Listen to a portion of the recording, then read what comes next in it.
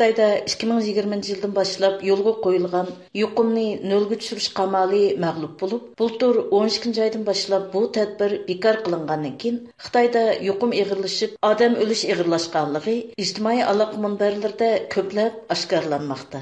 Ammo Xitoy hukumatı bu vaqtdagi xabarlarni qattiq qamal qilib, bultur 12 ayning oxirgi haftasidan başlap Xitoy davlat ishchi va Uyg'ur avtonom rayonlik hukumat taratqularida yuqumlanishga aloqador sonliq ma'lumotlar ve başka uçurlar ko'rilmas bo'lib ketgan. Doiralarning bu qilmishi kishilarda xuddi Uyg'ur diyorida yuqumlanish oxirlashgandek, normal ishlab chiqarish, xizmat, hayotlik faoliyatlari asli kelgandek tuyg'u bermoqda ekan.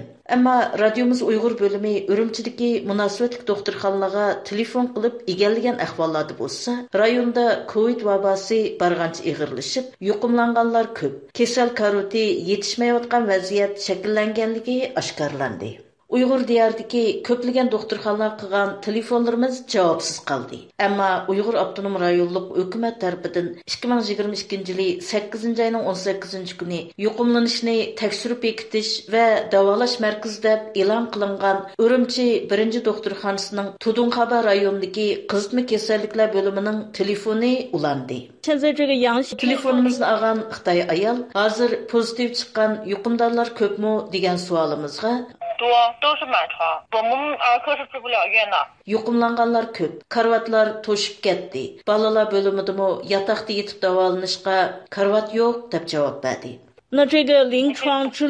Uningdan balista yetib davolanish imkoniyati yo'qmi deb so'raganimizda u keskinlik bilan yo'q deb javob berdi.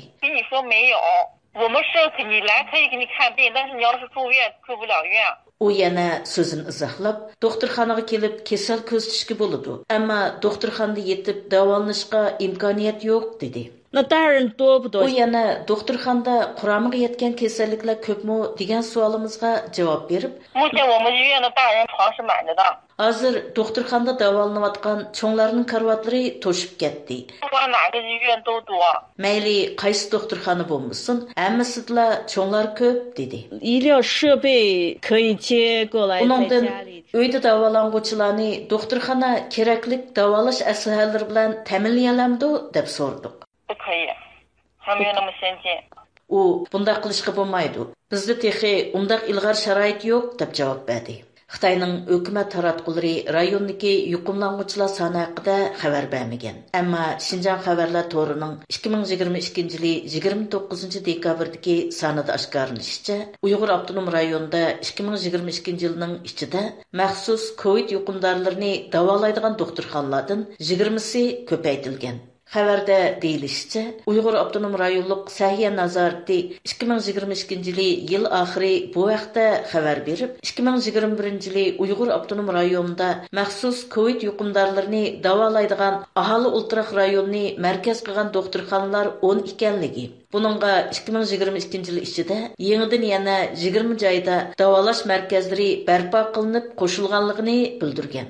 Ziyoratimizni qabul qilgan Urumchi 1-doktorxonasining Tudunxaba rayonidagi qizitma kasalliklar bo'limining mazkur xodimi bu vaqt so'rgan savolimizni anglagandan keyin sezgurlashib ketdi.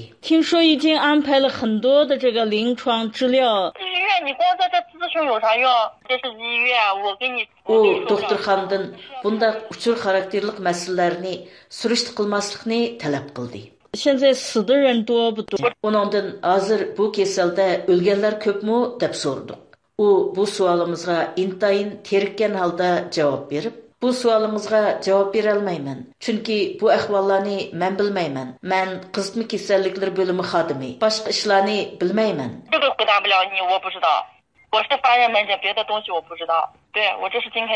Men texi bugun qizitma bo'limiga yo'tkilib keldim dedi.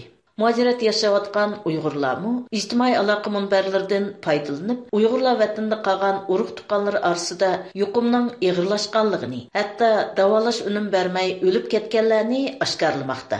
Bu vaqtda 1-oyning 4-kuni radiomiz ziyoratini qabul qilgan biraylarning bildirishicha, uning yurtida yuqumlanish ig'ir bo'lib, yasli bolalardan tortib yashanganlargacha ko'plagan kishilar yuqumlangan.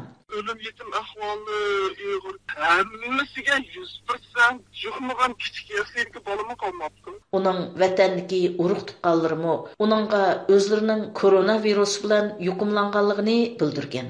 Shu urug' tuqqanlar butun sonlanma qizi bilan og'rib, mashina chiqina oldida yuqib kelib, o'ti hozir mana 10 kun bo'ldi. Uyg'ur diyorini egallagan boshqa ahvollardami navbatda doktorxonalarda kasal karvati yetishmay, qizitma, yo'tal, zukam dorilari intayin kamchil bo'lgani uchun yuqumlanganlar amalsiz holda yerlik usullardagi an'anaviy tibbiy davolash va tamoq bilan davolash usulida o'z uylarida davolanishga majbur bo'layotgan vaziyat bargancha umumlashmoqda ekan. Programmani Mehribon tayyorladi.